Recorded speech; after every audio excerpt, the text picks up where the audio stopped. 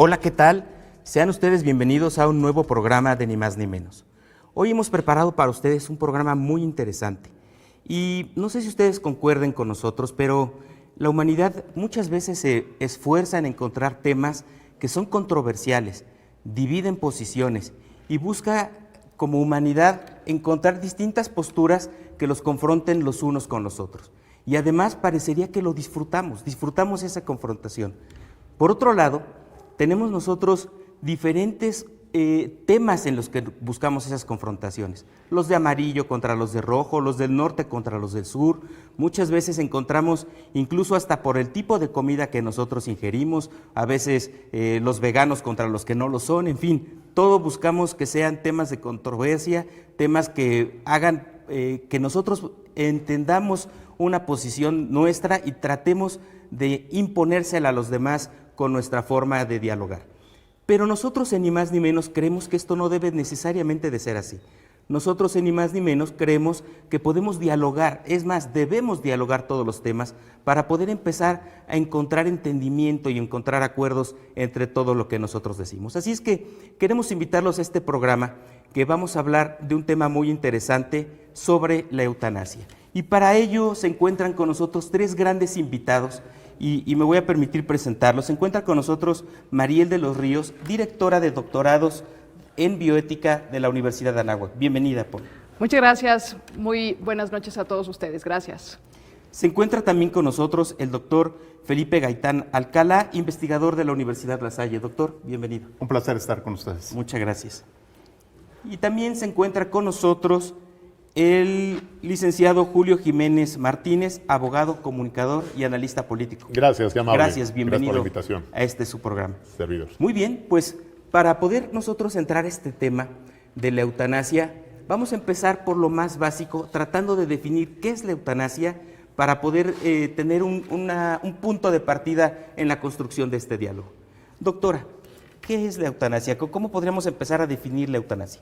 Pues mira, la verdad es que ha habido muchas definiciones a lo largo de los años, pero fundamentalmente podemos hacer referencia a la eutanasia como un acto en donde una persona le pone fin a la vida de otra persona y normalmente, como se ha ubicado en el ámbito de la medicina, de las ciencias de la salud, pues termina siendo un médico o un profesional de la salud el que pone fin a la vida de una persona.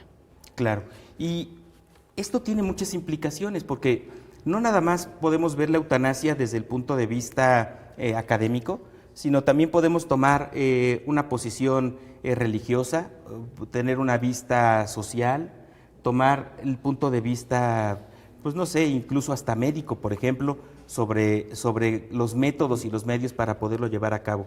Doctor, ¿qué nos podría decir sobre el punto de vista moral, ético, social que envuelve a la eutanasia? Fíjate que en este caso, Mariel lo definió muy bien, el tema de la eutanasia es el acto de concluir la vida de una persona por la acción de otra, en este caso un médico, es la relación médico-paciente que está ahí. Pero se da este término de la vida, se da por el sufrimiento o por las enfermedades terminales que tiene el paciente. Y en este caso se le llega a llamar muerte digna, es decir, hay que tener una muerte digna. Y hay tres principios básicos. Hay que tener en cuenta que el ser humano nos enfrentamos no solamente a la vida, sino a la muerte también, al término del... Dice que si algo tenemos seguro es solo eso, ¿no? La muerte. Exactamente. Y entonces lo que hace la eutanasia en este caso implica tres cosas. Uno, la calidad de vida. Otro que tendría que ser el tema de la autonomía, es decir, la autonomía de poder yo estar viviendo. Y también la otra es, sobre todo, si soy capaz todavía de tener esta relación con los demás. En el caso de la enfermedad, creo que disminuye muchísimo esto y por eso se toma esta determinación. Moralmente, en las religiones y en muchos ámbitos, la muerte no se acepta que sea terminada por otros. Tiene que llegar de manera natural o por decisión del Dios que uno cree. Claro, Pero claro. en este caso, en la religión se ha dado un debate interesante. Dentro de la religión, se habla de las religiones porque es el punto donde marca muchísimo este tema de la trascendencia. Seguro. Es decir, en qué momento uno puede terminar su vida o hay que dejarlo solamente a la naturaleza o a Dios. Y este debate ha sido estigmatizado y creo que podremos discutir más sobre esto. En términos médicos hay un principio básico, una decisión ética laica, es decir, una decisión donde la medicina llega hasta donde puede llegar. y entonces habría que dar este siguiente paso. Pero también hay otra ética que puede ser trascendental de decir, vamos a acompañar y vamos a dejar que muera el paciente. Y se ha dado un debate interesante, por ejemplo, el judaísmo lo marca muy claramente, dice el tema de Dios da la vida, Dios quita la vida, pero hay que permitir este acompañamiento en el momento en que ya no se puede vivir, hay que dar el siguiente paso. En el cristianismo es el tema de la autonomía. Hay que permitir la autonomía, la libre decisión de las personas de decir en qué momento termina la vida. No es un tema fácil, es un tema que implica no solamente al paciente, sino a su entorno, a su familia, a sus seres queridos, incluso a su comunidad. Claro. Y, licenciado, yo quisiera preguntarle sobre el tema legal, porque si bien una cosa es que tengamos la capacidad de hacerlo, Claro. la otra es si podemos hacerlo. Legalmente en México está permitido. ¿Cómo está A ver. legislada esta parte de la eutanasia? En México estamos viviendo un escenario de áreas de oportunidad. No está debidamente regulado. Tenemos una ley de voluntad anticipada. Debo decirles de entrada que en este momento la eutanasia está prohibida. Es un tema polémico, jurídica, política y socialmente. Ha habido muchos intereses políticos que se han involucrado en el ámbito legislativo para no llegar a una regulación jurídica que establezca las reglas claras, de acuerdo a tratados internacionales, respetando los derechos humanos, respetando la voluntad precisamente del paciente, la voluntad anticipada. Está siendo México viviendo un momento de transición social, ideológica, política y jurídica. Sin embargo, estamos todavía, yo creo que muy atrasados a la dinámica social que hoy vive y que enfrentamos los abogados litigantes. No van a dejar mentir, hay mucho escenario en donde pues, en el umbral de la muerte, pues, el médico da el reporte a la familia y dice, está prácticamente con vida artificial. ¿Qué decisión van a tomar? ¿Quién va a tomar la decisión? ¿Quién va a resolver sobre la vida o la muerte? ¿Quién va a asumir esa responsabilidad? El médico no lo puede hacer, no lo debería hacer. Jurídicamente está prohibido. Pero ahí es donde entra precisamente la regulación jurídica, donde precisamente debemos y tenemos la obligación, los abogados, la sociedad civil, de estar debidamente informados, debidamente asistidos, acompañados en todo momento, porque es una decisión yo diría, muy determinante para la familia. Y no hablo solo de la vida, de todo lo que conlleva después de la muerte, porque esto va a generar problemas jurídicos al interior de una familia. Y hablo del patrimonio, hablo de los bienes y obviamente de las obligaciones posteriores a la muerte. Ojo, claro. Entonces es un tema que bien vale la pena analizar a profundidad, pero desde una perspectiva más empática, más sensible, más ajustada a la voluntad de quien está en ese momento en el umbral de la muerte. Hay gente que ya sabe que va a fallecer, hay gente que está ya con un dictamen médico, con un certificado médico, que claro, está en fase terminal, pero que ya hizo su testamento, ya tiene un testamento, ya tiene una disposición testamentaria, ya sabe a quién, en qué porcentaje va a dejar sus bienes, pero todavía va a definir su voluntad en cuanto a el destino final de su vida, en qué momento y bajo qué circunstancias va a morir. Entonces ahora, es un tema que ahí vale la tenemos pena nosotros regular. también una característica. Nosotros, como mexicanos, y hablando de la sociedad mexicana, somos muy de apapacharnos, de estar juntos. Es y correcto. en estos casos muchas veces creemos o tenemos la idea de que quien está contigo en prisión o en el hospital o en una cama de hospital es realmente los que te quieren. Y eso hace que muchos digan, no vaya a pensar que no quiero, y ahí estamos todos acompañándonos juntos en un caso así. Pero ¿qué pasa con la familia cuando uno de ellos es el que tiene que tomar, a veces la esposa, a veces el esposo o a veces el hijo mayor, cuando tiene que tomar una decisión tan fuerte como decir, de acuerdo doctor, si ya no hay esperanza, desconecten a mi mamá, y los demás están en contra, ¿no? Por no, supuesto. espérense, hay que seguir luchando, veamos otra segunda opinión. Es correcto. ¿Eso no romperá a veces lazos familiares importantes? Por supuesto, a mí me parece, si me permites incluso regresar un poco a la, Sí, a la claro. conversación anterior aquí con mis compañeros, a mí me parece que también, primero que nada, también es importante distinguir entre un acto de eutanasia y un acto de suicidio asistido, que no son claro, lo mismo y tienden a confundir mucho a las personas, y los tomamos por igual, tienen implicaciones radicalmente distintas, ¿no? Por un lado tenemos esto que ya mencionábamos, el caso de la eutanasia, en donde generalmente es un tercero, un médico, un profesional de la salud, en la mayoría de los casos, y que si lo regulamos debería de ser así. Debería ser, sí. ¿no? que pone fin a la vida de una persona, pero también tenemos escenarios en algunos países que permiten la figura del suicidio asistido, que es diferente de la eutanasia porque el que finalmente pone fin a su propia vida es el mismo paciente. Claro, auxiliado, asistido, ayudado, orientado, incluso asesorado, incluso con una prescripción médica de un profesional de la salud que emite la dosis que tiene que tomar el paciente, pero finalmente el acto final lo ejecuta el paciente. Entonces aquí tenemos dos escenarios distintos, con dos implicaciones distintas. Ninguna de las dos lo tenemos en México, pero sí lo tenemos en otros países. Y esto que mencionabas sobre cómo esto puede romper lazos familiares, cómo puede desgarrar estructuras, incluso a nivel jurídico. Sucede.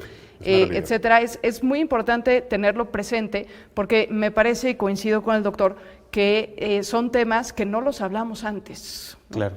Y que el tema de la muerte, como bien decía, pues es un tema tabú, sigue siendo un tema tabú en nuestra sociedad, pero justamente porque no hablamos estos temas, porque no abrimos estas conversaciones, porque no conocemos, el doctor hablaba de la información, porque no conocemos y porque no estamos debidamente informados, es que suceden estas tragedias. Pero a veces somos nosotros los que los provocamos, porque ¿cuántos papás no dicen, oigan, por cierto, ahorita que estamos reunidos, cuando yo me muera quiero, papá, no hables de eso, no hables de eso, tú no te vas a morir. Claro. Si quieren, cuando regresemos del corte, platicamos un poco más sobre este tema, sobre la parte jurídica de esta decisión que alguien tiene que tomar, ya sea el paciente, como nos platicaba la doctora, o los familiares, algún familiar, cuando tienen que tomar esta decisión, y vemos las implicaciones que van un poco más allá ya después de que fue tomada la decisión. Volvemos después de un corte.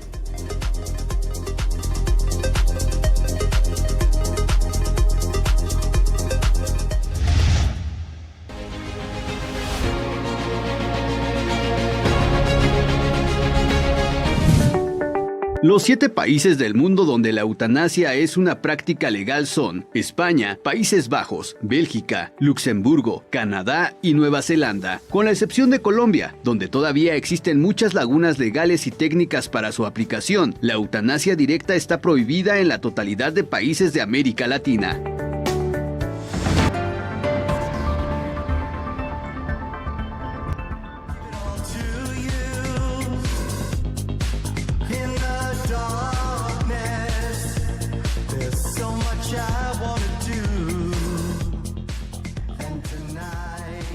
Estamos de regreso en su programa Ni Más Ni Menos, con un tema de verdad de una relevancia mayor para todas las familias.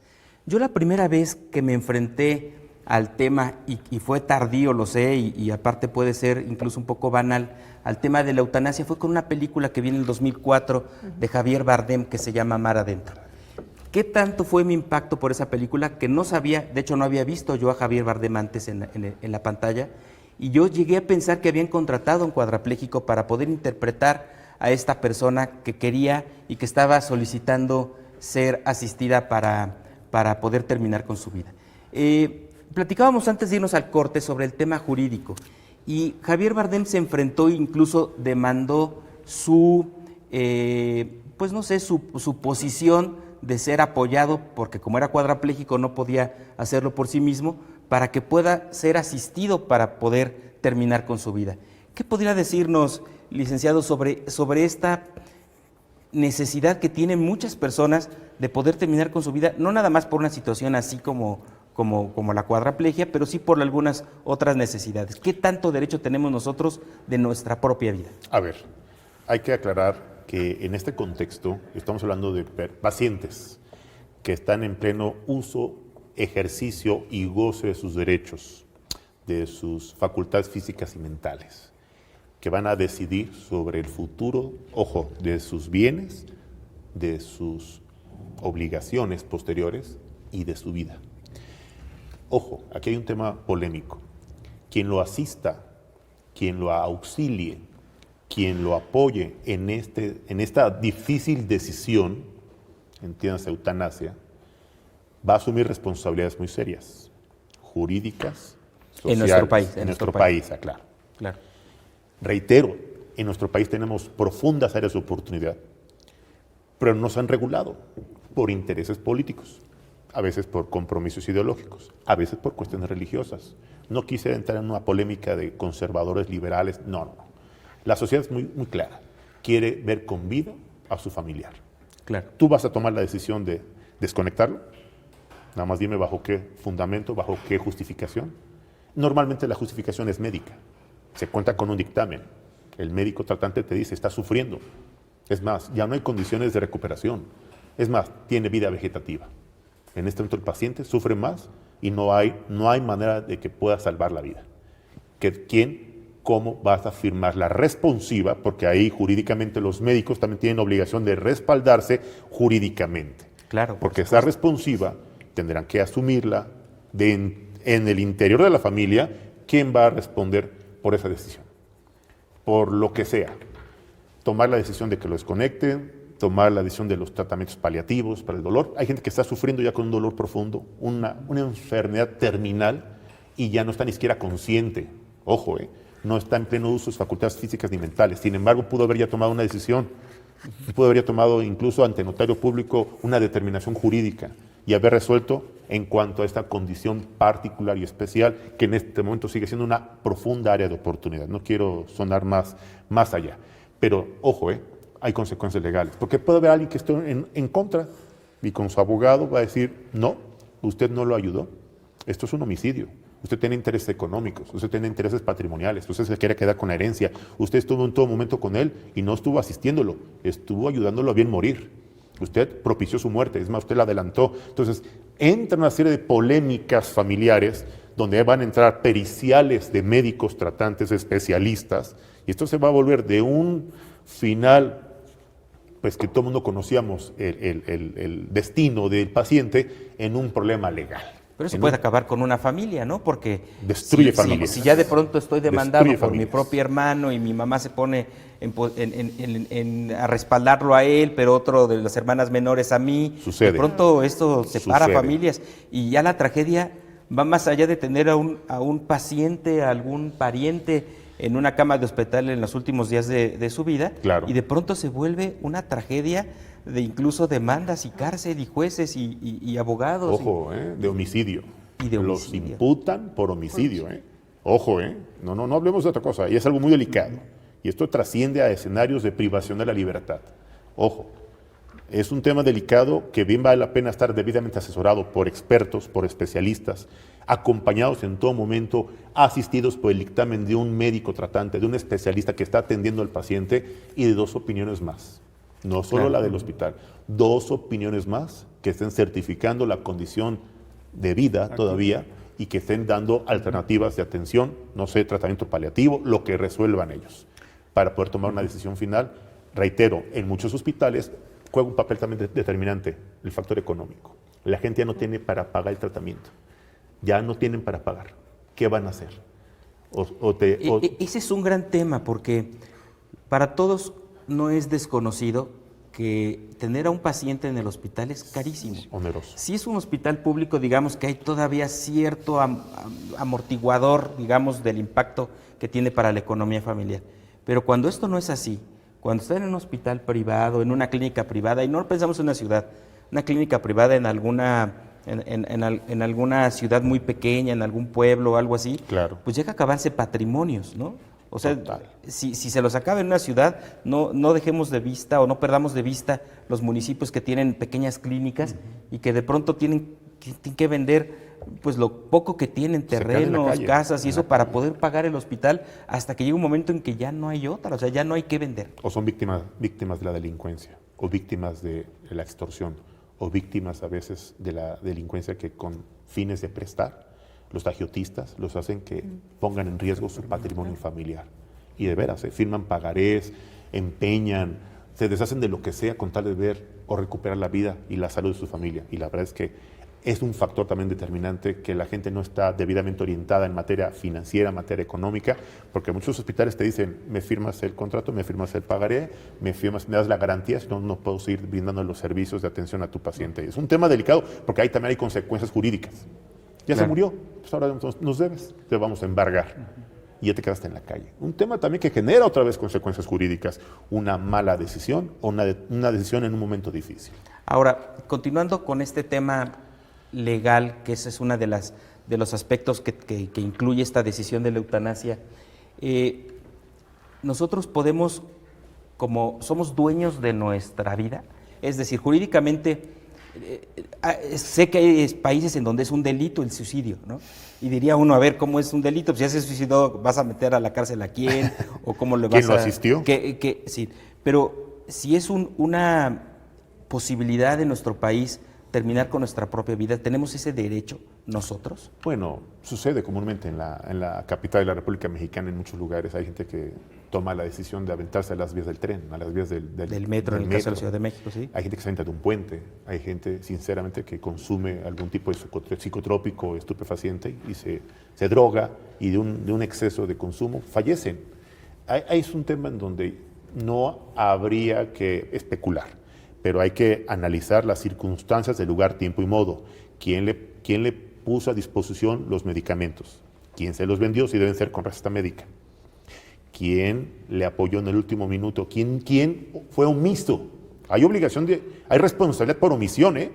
¿Quién, si sabía que estaba en un momento de crisis o de depresión, no le brindó apoyo emocional, no le brindó apoyo psicológico, no lo canalizó, no lo acompañó, no dio aviso a su familia? ¿Sí me explico?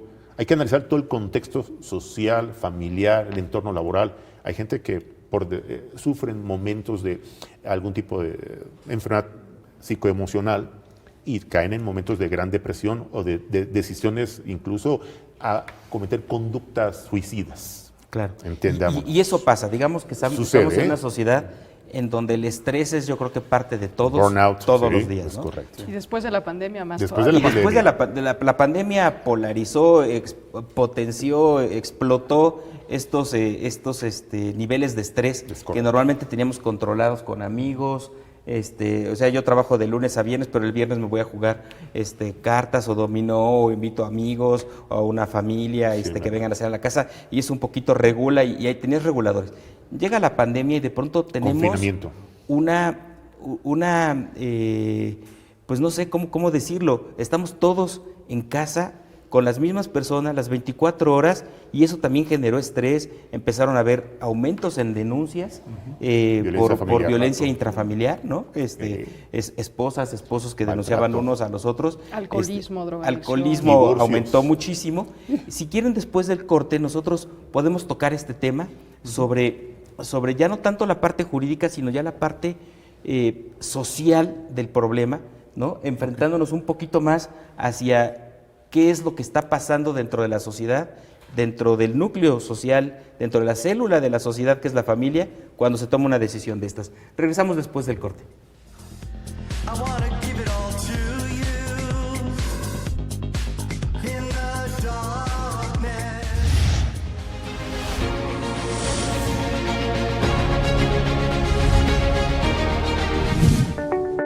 De acuerdo a la segunda encuesta nacional realizada por la Asociación Civil por el Derecho a Morir con Dignidad, 7 de cada 10 mexicanos están a favor de la eutanasia o la muerte asistida médicamente en caso de pacientes terminales. Esta cifra se incrementa a 8 de cada 10 para la región centro del país y Ciudad de México.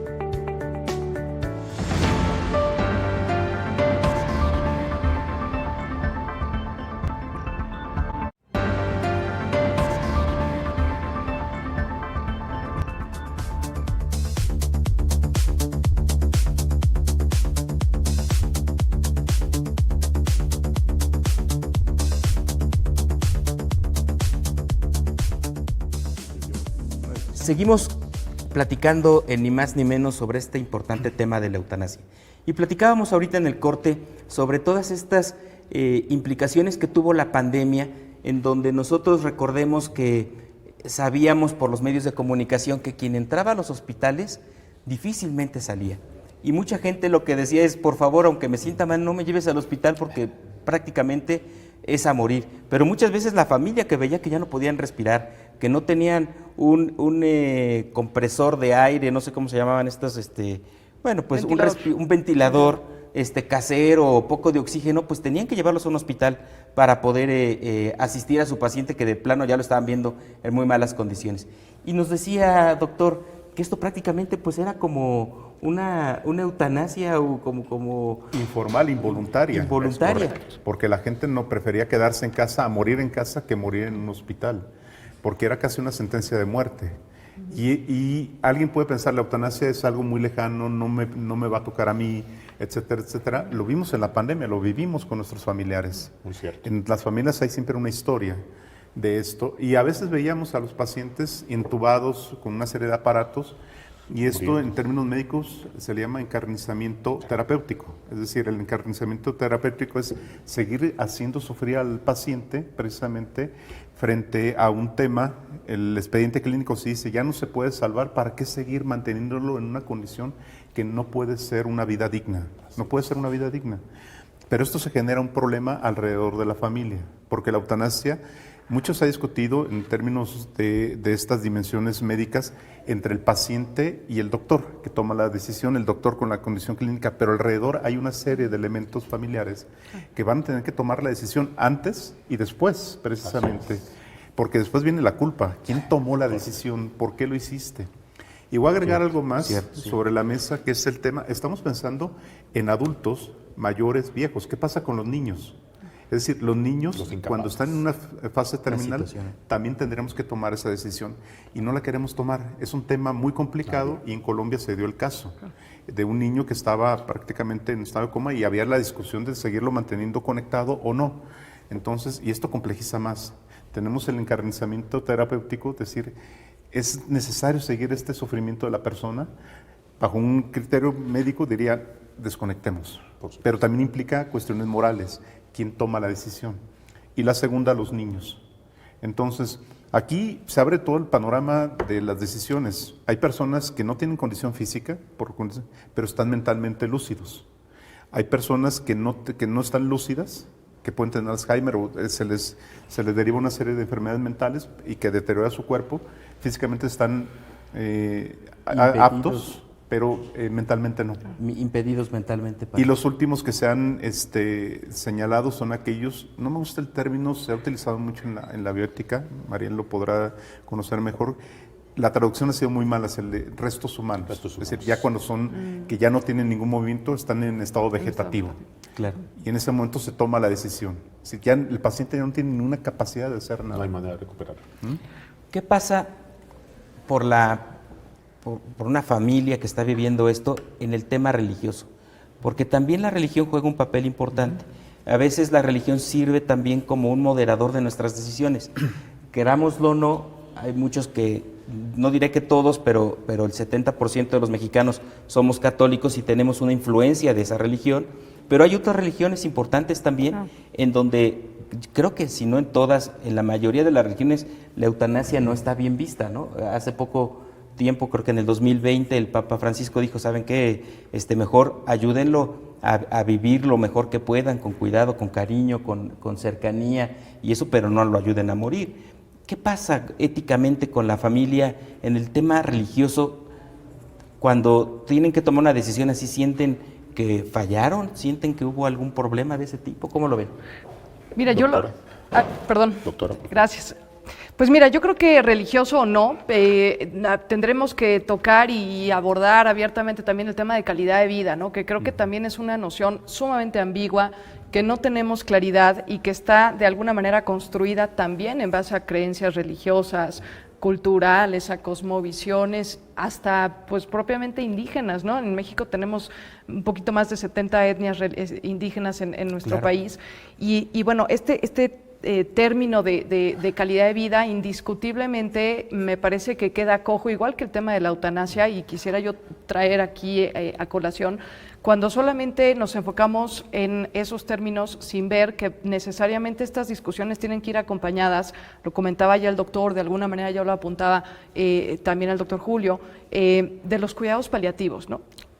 Y justamente el punto de quiebre con la familia, donde nacen culpas, donde nacen es que la religión no me lo permite, es que el sacerdote me dijo que, es que el rabino me dijo, etcétera, y donde la gente se queda con una culpa que a veces complica aún más el proceso de duelo de forma natural, es porque no conocen o no se les ha hablado de la opción de optar por los cuidados paliativos, ¿no?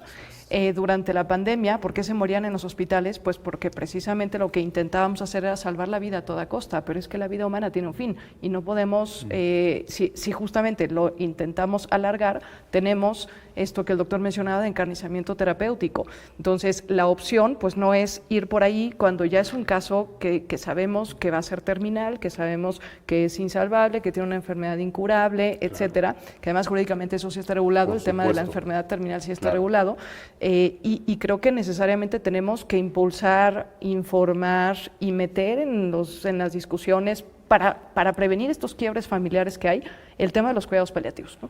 Y los cuidados paliativos como medidas de carácter ordinario, de fácil acceso, apropiadas, indicadas. ¿Qué sería un cuidado paliativo? ¿Cómo podríamos definir un cuidado paliativo?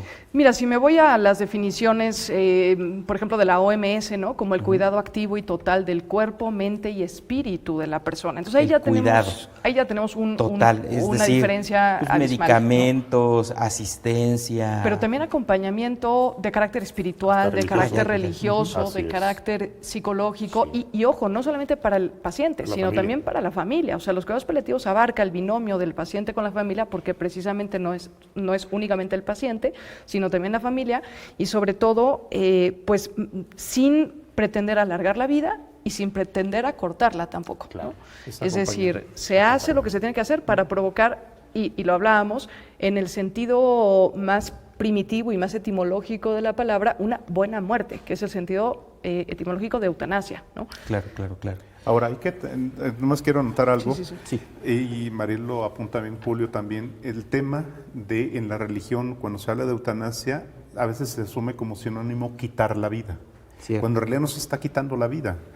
Ahorita Mariel lo decía, la vida tiene un ciclo y empieza un fin, inicia y termina. Y hay un momento donde tenemos que morir, todos sabemos que vamos a morir, pues. La pregunta es cómo vamos a morir. Y en ese sentido las religiones han señalado muchísimo el tema de la muerte, es decir, la muerte es una trascendencia en las religiones. Claro. Y cuando empiezan a discutir esto de quitar la vida, empieza el estigma precisamente, porque dices, nadie tiene derecho a quitar la vida, en realidad no lo estás quitando, lo estás acompañando, que es diferente.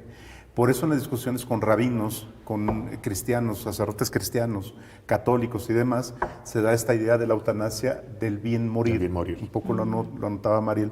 Es este acompañamiento, no le estás quitando la vida, en realidad no lo estás suicidando en términos técnicos, ¿no? Claro. Que todo el tema legal está presente, pero en este caso no estás quitando la vida. Los rabinos lo dicen muy claro cuando dicen, hay que acompañar, es la vida digna, hay que acompañar en este fin que Dios lo va a llevar y lo va a premiar en su momento. Los cristianos se van más por el tema de la autonomía, es decir, la decisión que tú tienes o la decisión de los otros de decir, terminó su vida, demos el siguiente paso. Que eso, perdón, me lleva a un tema que platicamos al principio. Que yo le preguntaba, licenciado, ¿qué tanto somos dueños de nuestra vida como para poder dejar en un papel por escrito en estos casos A, B, C, en caso de que esté en estado vegetativo, desconéctenme, en caso de que mi cáncer esté en este fase nivel, terminal, fase terminal, también ya no haga nada por seguirme manteniendo con vida, no me amputen? ¿Qué tanto somos dueños de esto para poderlo dejar por escrito? Igual es ante un notario, por ejemplo. Bueno, hay que ser realistas. En la realidad, no quiero sonar idealista ni ofensivo, pero hay que ser realistas y objetivos. En el momento crítico en donde el familiar, el hijo, la madre, el hermano, la esposa están perdiendo la vida, muy poca gente piensa en decidir, en determinar, en resolver su destino final. Es más, hay gente que le ofrecen que va al notario, que ya me quieres ver muerto. No me he muerto, ¿eh? Oye, no, viene el notario porque quieren que vayas decidiendo sobre tu futuro, sobre tus tú bienes, decidas. claro. No, yo no quiero hacer mi testamento porque además ese tabú, esa desinformación que genera confusión y genera molestia. ¿Por qué trajiste al notario? ¿Por qué traes al cura? ¿Crees que se va a morir? No porque tú lo decidas, ¿eh? O sea, empieza la especulación al interior de la propia familia. Y obviamente el paciente le están privando su legítimo derecho a decidir sobre su cuerpo y su vida. Hay gente con absoluta autoridad social, familiar, madurez emocional, que les dice a los familiares, a ver, no quiero que me amputen, a ver, no quiero que me hagan X o Y tratamiento, no quiero que se endeuden, Si me tengo que morir, porque sé que me voy a morir, porque es un proceso natural, como bien citaba la doctora, pues me voy a morir. Atiéndanme bajo condiciones de tratamientos paliativos y moriré como establece las condiciones naturales de mi enfermedad. Ojo, no todo el mundo tiene esa madurez o esa estatura y todo el mundo quiere aferrarse a la vida a costa de lo que sea. Si me lo permiten, después del corte regresamos con este tema y quisiera también entrar un poco en el aspecto de los niños, porque se me hace muy interesante, es creo que algo que a veces no queremos ver y es muy lamentable que esto tenga o que esto ocurra dentro del núcleo familiar, la pérdida de un hijo, de un niño. Sin embargo, eso ocurre. Entonces, regresando del corte, empezamos con esta difícil decisión sobre los niños. Regresamos.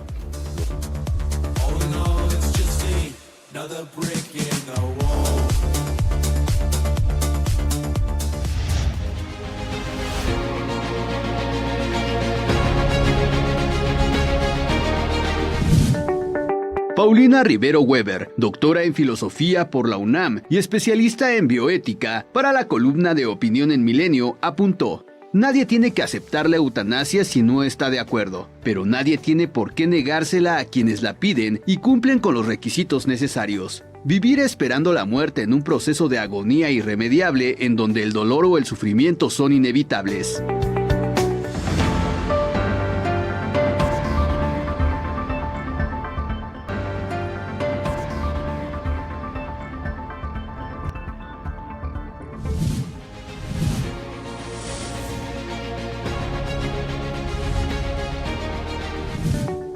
En México la eutanasia no es legal, pero se cuenta con la Ley de Voluntad Anticipada, la cual permite que se rechacen los tratamientos que ya no quiere el paciente, que solo le prolongan la vida y le causan sufrimiento. Se requiere que esta ley se fortalezca, porque algunos médicos se niegan a retirar el tratamiento, porque pueden ser acusados de homicidio por omisión.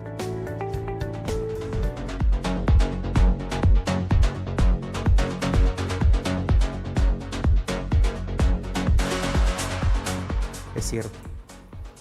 Regresamos a Ni Más Ni Menos platicando de la eutanasia y platicábamos antes de irnos al corte sobre el tema de los niños. Es muy lamentable la situación cuando vemos que hay en casa un miembro enfermo y cuando es menor de edad, cuando es todavía un niño, pues es aún más grave porque estamos acostumbrados a ver este tipo de problemas como enfrentarnos a la muerte en las personas o adultos mayores, tal vez porque es lo natural de la vida. Pero cuando se den los niños, es una decisión sumamente difícil, porque muchas veces también vemos que dentro de la problemática que ya tiene la familia, se acercan asociaciones, se acercan personas, se acercan gente que quiere ayudar, dándonos opinión, y empiezan, no sé si sea la palabra abrumar, pero sí a llenar a los papás de nuevos conceptos, de nuevas ideas que no había pensado, porque lo que estaba pensando él es en los niños. Y yo quisiera empezar este tema platicando sobre la esperanza. Muchas veces, ¿cómo ven ustedes? Cuando nosotros tenemos todavía la esperanza de que nuestro paciente se salve, cuando nosotros todavía tenemos la esperanza de que las cosas se reviertan, cuando le hemos confiado a Dios su vida, decimos, ya los médicos dijeron que no hay nada que hacer, pero Dios confía en ti, que todavía nos queda esa esperanza, ¿cómo se toma en el núcleo social, en el núcleo familiar, cuando alguien llega y dice, oye, sabemos que tu hijo se va a ir, quisiéramos hablarte de la donación de órganos, por ejemplo, quisiéramos hablarte sobre, pues no sé, si pudieras tú dejar un legado para tal o cual fundación? ¿Qué tan fuerte sería esto dentro de un núcleo familiar en estas circunstancias? Bueno, si de por sí es complicado con los adultos y con nuestros padres o nuestros abuelos, más con los niños, sobre todo pensando, hay un viejo dicho en la cultura mexicana, creo que en todos lados, sobre los padres esperan que los hijos entierren a los padres y no los padres a los hijos. Correcto. Y entonces se rompe cuando un niño está en estas condiciones enfermo, duele más todavía, porque finalmente uno está en la esperanza de que va a crecer, va a desarrollarse y demás, y se ve trunca la vida. Cuando la familia se enfrenta a esto, en principio es decir, ¿por qué? Cuestionar el por qué. y en ese sentido hacen todo lo posible por salvarlo, pero cuando está la decisión final y se acercan organizaciones, que puede ser el último deseo, organizaciones que dan el último deseo, es un acompañamiento, es un ejercicio paliativo, es decir, llevarle al tema, al niño, esta última decisión. Pero ya cuando hablamos de donación de órganos, ahí sí ya es una El panorama especie cambia. donde la esperanza se quiebra, y entonces choca entre la expectativa médica, y hablo de expectativa médica por el tema de los conocimientos, el expediente clínico. La expectativa es algo que sabemos con certeza que va a ocurrir. Claro. Y la esperanza es más bien algo que esperamos, que no sabemos si se va a ocurrir el milagro, y entonces se va a desarrollar, y están los padres en esa disyuntiva. A final de cuentas, los niños, y legalmente, los tutores tienen que tomar la decisión. Por El supuesto. niño todavía se ve más indefenso. Si los adultos están indefensos, los niños todavía más. Y no es una decisión fácil. Esto ha sido parte de una discusión en el mundo sobre los niños. Digo, si los adultos son complicados, los niños todavía más. El tema de los niños lo complica.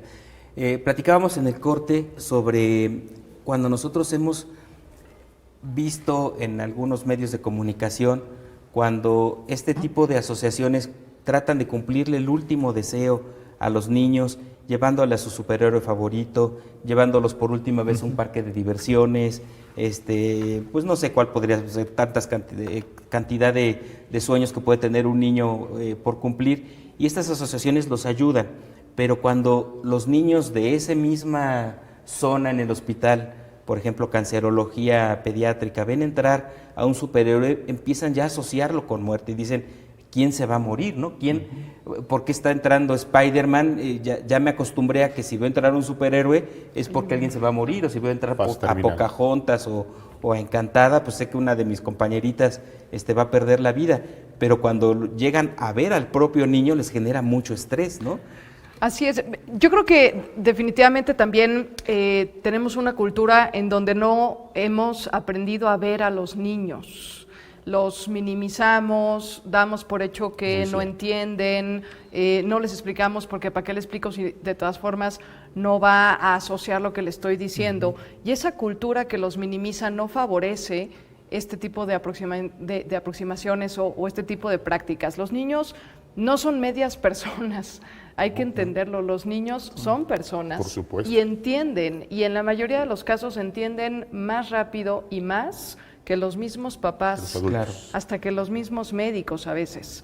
Entonces, el niño por supuesto que se da cuenta de lo que está pasando, por supuesto que está en un estado doble de indefensión, y por eso tenemos figuras jurídicas como el asentimiento informe. O sea, no podemos tomar decisiones sin involucrar a los niños.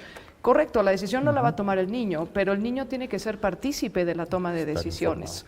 Y entiende, y tenemos que hablar con él, y tenemos que decirle. Entonces, este tema, pues también como sociedad tenemos que aprender que los niños pueden tener conversaciones sobre la muerte, sobre su propia muerte, y que la van a entender y hasta nos pueden enseñar a los adultos, ¿no? Claro, por supuesto, Y porque aparte, perdón, doctora. No, nada más retomar un poquito esto que el doctor nos comentaba de la donación de órganos. Me parece que no solamente en niños, o sea, quienes hemos estado en algún momento platicando con personas que tienen familiares en las terapias intensivas y demás, también es un tema que rompe, que de pronto genera un impacto importante en la familia. Pero vuelvo otra vez a lo mismo que ya hemos estado platicando a lo largo del programa, se debe a una desinformación y a una falta de cultura también de la donación de órganos. Totalmente. Creo que en niños y en adultos es el mismo impacto, porque al final estamos buscando que esa persona trascienda, hablando de la esperanza, a partir de la donación de sus propios órganos, pero si nunca lo hablamos, si nunca dijimos y nunca pensamos en la posibilidad de que cuando nos muramos podamos donar, me parece, corríjanme si me equivoco, pero me parece que son hasta 7 órganos los que se pueden donar, ¿qué más esperanza que esa? Pero no estamos acostumbrados a abrir tampoco la conversación en torno a la cultura de la donación de órganos. Yo creo que hay dos temas. Por un lado, como papás podemos decir, todavía no se ha muerto mi hijo, y el que yo ya esté donando sus órganos significa que yo ya perdí la esperanza. Ya perdí la esperanza de una recuperación. Si son creyentes de un milagro, ¿no? Que dijeran los papás, igual y de último momento empieza su recuperación, ¿no? Eso podría pasar. Pero por otro lado también, que va muy de la mano, tenemos nosotros un tema incluso hasta jurídico, porque nosotros si tuviéramos una legislación al revés, a la inversa, en donde todo es donable salvo que traigas en la cartera una credencial que dijera que no quieres donar órganos, por supuesto, explícito, yo no quiero donar órganos, si lo trajeras y todo lo demás fuera donable y nos acostumbráramos como sociedad a que eso es lo correcto, a que eso es lo humano, a que eso da esperanza, a que eso permite que el otro se lleve algo de mi hijo, de mi familiar, de mi padre, de mi hermano, en fin, o hasta de mí mismo, ¿no? Hasta cuando yo pierda la vida, pues creo que sería diferente, ¿no? Creo que sería diferente. Sin embargo, hablando de eutanasia, eso no pasa, ¿no? Nadie trae una tarjeta, pocos prevemos eso, ¿no? Traer una tarjeta diciendo yo soy donador o una cadenita o una medallita que diga yo soy donador, cuenten con todo, ¿no? Y los que tienen que tomar la decisión son los familiares. Jurídicamente hay que reconocer que estas decisiones, reitero nuevamente, generan consecuencias legales, generan consecuencias económicas y generan consecuencias sociales.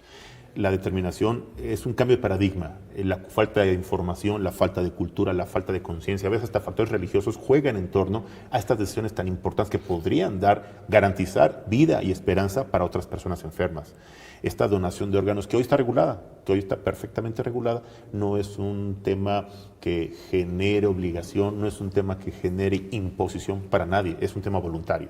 La gente decide libremente sobre la donación de órganos. Decide libremente sobre si su familiar, su hijo, su esposa, su padre, su madre van a formar parte de este gran modelo de esperanza de vida que mucha gente te dice, mi religión me lo prohíbe, mis convicciones personales me prohíben que mi hijo done. Yo quiero que se vaya así como está.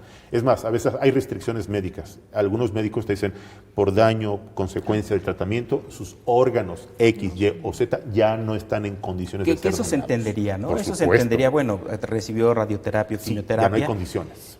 Desafortunadamente tenemos que despedirnos, pero queremos agradecerles el haber estado con nosotros. Esperamos que sea la primera de muchas veces que nos acompañen en esta mesa de opinión. Qué amable. ¿Algo más que quisiera decir? Pues simplemente agradecer, y me parece que tenemos que insistir y ser mucho más enfáticos en abrir este tipo de conversaciones, en que la muerte ya no sea un tabú y platicarlo, sobre todo antes de encontrarnos con la plena emoción y con el pleno sentimiento a flor de piel. Platicarlo en familia. Doctor. Yo muy rápidamente, si queremos una vida digna, también tenemos que tener una muerte digna. Totalmente. Y en ese sentido creo que tenemos que enfrentar y poner en el debate este tema de la eutanasia, con todas sus dificultades y toda su complejidad. Estamos en una sociedad madura para poder ya tener este debate. Correcto. Licenciado. Yo quiero felicitar al programa, a ti, a la Agencia Mexiquense por abrir estos temas al debate, a la unificación de criterios, a la información y a la conciencia. Y que, bueno, si esto pudiera impulsar reformas legislativas que realmente den certeza jurídica a los mexicanos, sería maravilloso, porque podríamos estar en condiciones de poder dar garantías, dar certeza y reconocer los derechos y la libre autodeterminación sobre la vida de cada persona. Muchas gracias. Los agradecidos somos nosotros y mi nombre es Rodolfo Munguía y los invitamos a reflexionar juntos para generar opinión. Muchas gracias. Buen día.